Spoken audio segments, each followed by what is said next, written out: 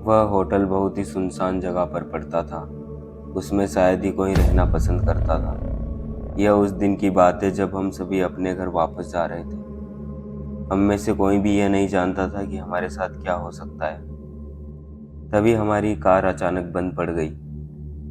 बहुत कोशिश करने के बाद भी वो स्टार्ट नहीं हो रही थी। हमें ऐसा लग रहा था कि कार में कोई खराबी आ गई है। रात के समय में तो कोई कार ठीक करने वाला नहीं मिलने वाला था। तभी हमारी नज़र एक होटल पर गई। वह होटल देखने में बहुत ही अजीब लग रहा था, क्योंकि हमें यकीन नहीं हो रहा था कि वह सुनसान जगह पर कोई होटल भी हो सकता है। होटल को देखने पर ऐसा लगता है कि यह काफ़ी साल पुराना होटल है। मेरे दोस्त कहने लगे कि हमें वहां चलकर मदद मांगनी चाहिए। हो सकता है वहां पर कोई कार ठीक करने वाला मिल जाए और हम यहाँ से आसानी से निकल सकें। यही सोचकर हम सभी उस होटल में गए और मदद के लिए किसी को ढूंढने लगे, लेकिन हमें कोई भी कार ठीक करने वाला नहीं मिल रहा था। तभी वेटर आता है और कहता है कि अगर तुम्हें कोई कमरा चाहिए तो मैं तुम्हारी मदद कर सकता हूँ। रात के समय में आप कहाँ जाएंगे? आपकी कार भी खराब हो चुकी है। उसकी बातें सही लग रही थी, क्योंकि रात के समय में हमें मदद मिलना बहुत ही मुश्किल लग रहा था। इसलिए सभी ने सोचा कि हमें रात को यहीं पर ठहर जाना चाहिए और सुबह होते ही जब भी कोई मदद मिलेगी हम यहाँ से निकल जाएंगे। यही सोचकर हम सभी वहाँ पर रुक गए थे, लेकिन हमें कोई भी वहाँ पर रहने वाला आदमी नहीं दिख रहा था। हमें तो ऐसा लग रहा था कि पूरे होटल में हम ही हैं और कोई नज़र भी नहीं आ रहा था। तभी हमने वेटर से पूछा कि यहाँ पर और भी कोई है। तभी वह कहने लगा कि यहाँ पर आपके अलावा और कोई नहीं है, क्योंकि बहुत ही कम लोग यहाँ पर रुकते हैं। उसकी बात सुनकर पहले ही डर लग रहा था कि पूरे होटल में हम ही हैं, क्योंकि ऐसा कैसे हो सकता है। जब रास्ते में होटल पड़ता है तो कोई तो ज़रूर होना चाहिए, लेकिन वहाँ पर कोई भी नहीं था।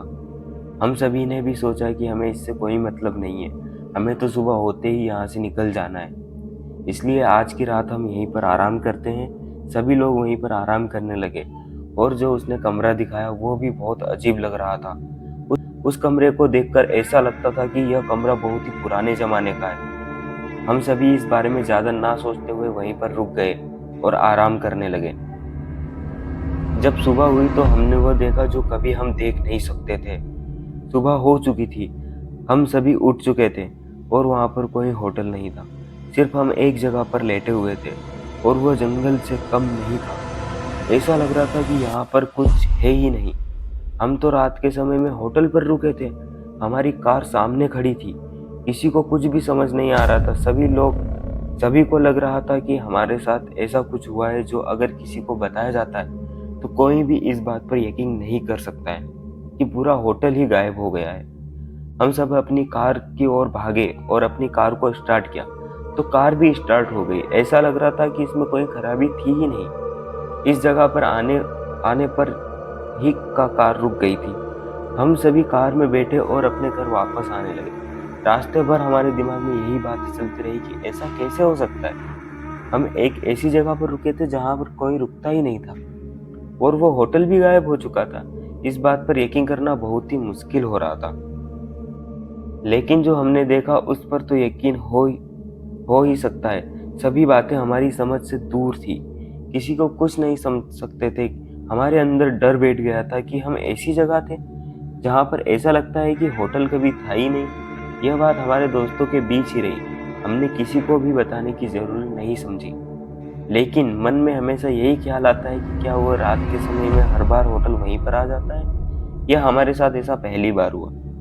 इस दुनिया में बहुत सारे ऐसे सवाल हैं जिनका जवाब मिलना बहुत ही मुश्किल है, लेकिन उन्हें महसूस कर सकते हैं। वही सोचता है कि दुनिया में बहुत सारी अजीब चीजें होती है जिनका आभास धीरे धीरे धीरे होता रहता है।